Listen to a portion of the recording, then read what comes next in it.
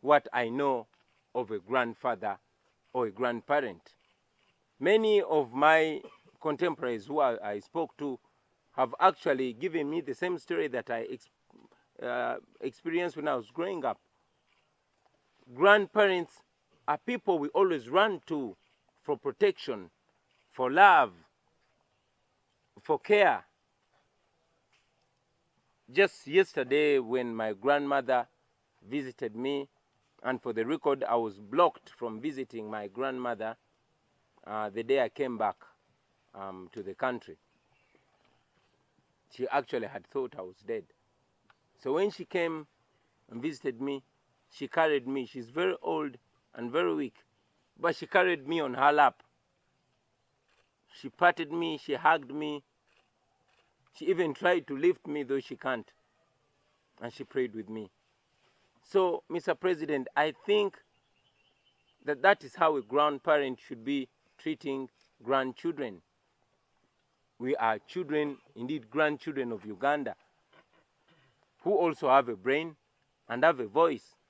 So I believe that a grandparent should not be brutalizing and framing grandchildren every time they try to raise their voice or every time they have a different opinion.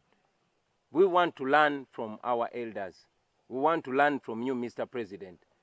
But what is coming from you is not what we would be glad to learn. I have read many communications from you, Mr. President, ever since the events in Arua. And yes, I've watched the numerous press briefings that you've given the nation. And I must say I was very disappointed to know that the security agents, the soldiers that brutalized, that tortured us, me and other legislators, and yes, other innocent Ugandans, and yes, the same people, the same soldiers that murdered innocent Ugandans, including my brother, Yasin Kauma. The soldiers, I expected you to call to order.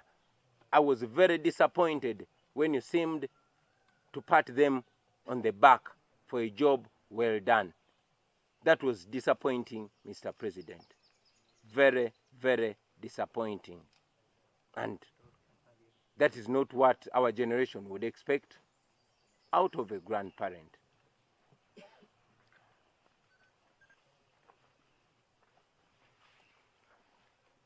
I must also note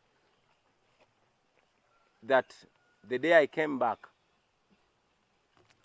Entebbe Airport was seemingly under siege.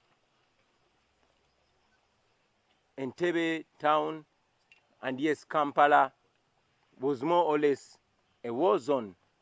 People were being brutalized. We saw soldiers everywhere. Fear was pointed everywhere.